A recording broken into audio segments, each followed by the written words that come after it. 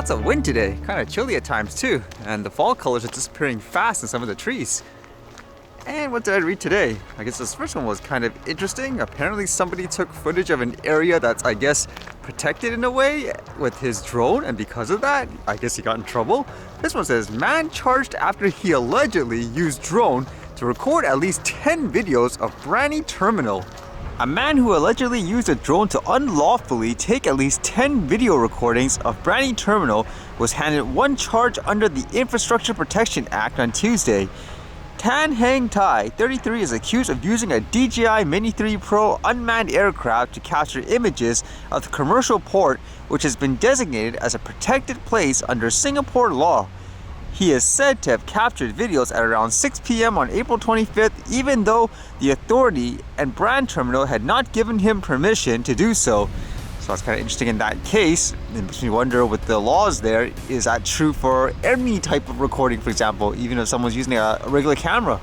It says the police said on Monday that officers received information about the case on June 9th. Without revealing details, they added that officers later recovered the drone, which was found to have multiple video recordings of the terminal.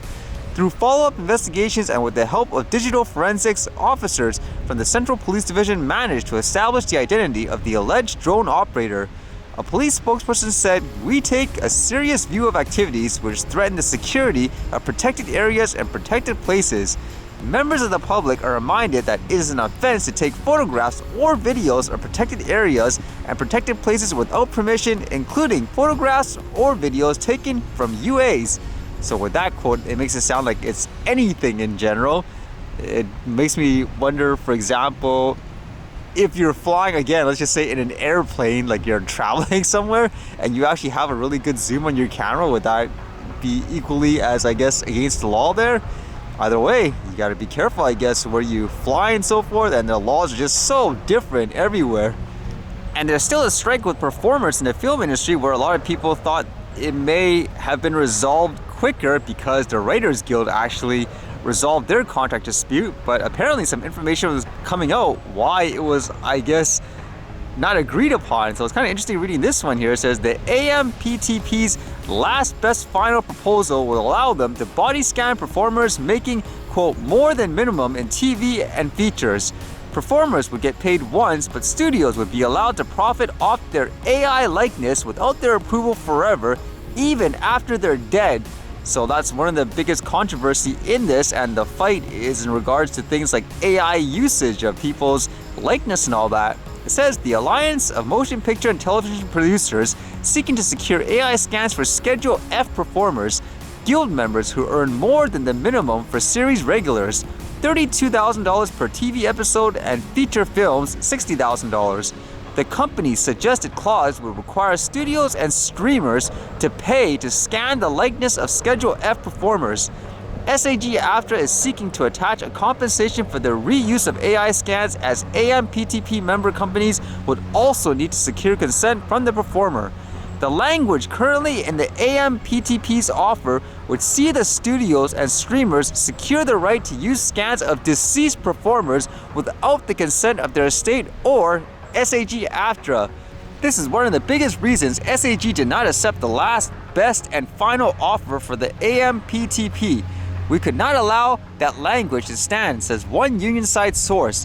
"This is massive. Every A, B, C, D, and E lister, all the higher paid performers who think this is a minimum wage strike, they must know they are in this fight.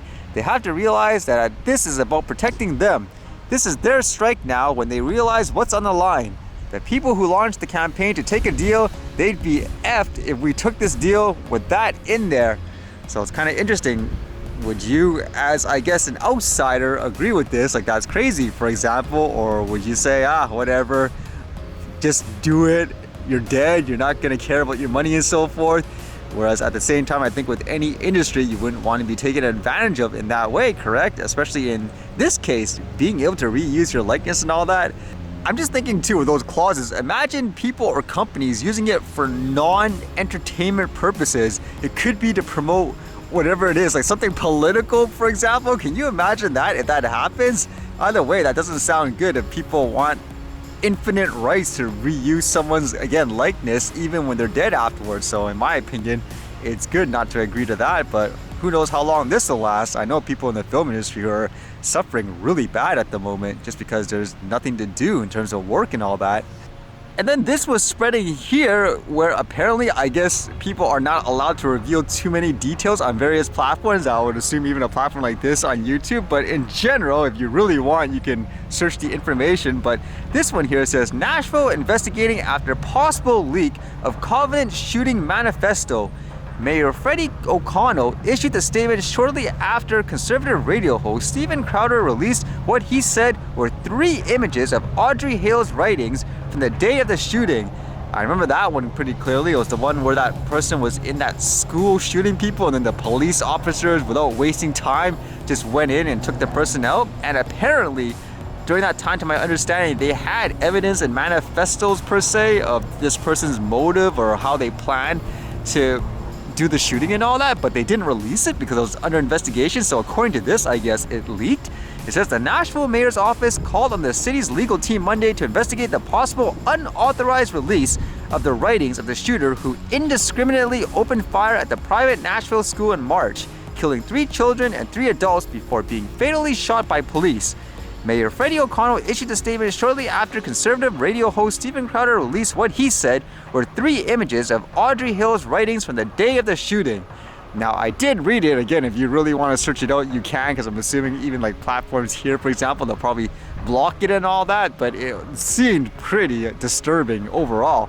Now, whether or not it was authentic, I think it's official because this was released recently from the Metropolitan Police Department saying here, I'm greatly disturbed by today's unauthorized release of 3 pages of writings from the Covenant shooter.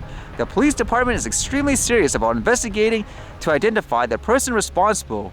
This action showed a total disregard for Covenant's families as well as the court system, which has controlled the shooter's journals at the present time due to litigation filed earlier this year. It is now pending in Davidson County Chancery Court and the Tennessee Court of Appeals. We are not at liberty to release the journals until the courts rule. Our police department looks forward to the ultimate resolution of the litigation concerning the journals. So what would you say in that case? Because a lot of people, they're saying it's good per se for this to be released because the public deserves to know what's going on. At the same time, you could say there's a process that it needs to follow through. And the argument, I guess, there is they're taking forever, like what's the holdup and so forth.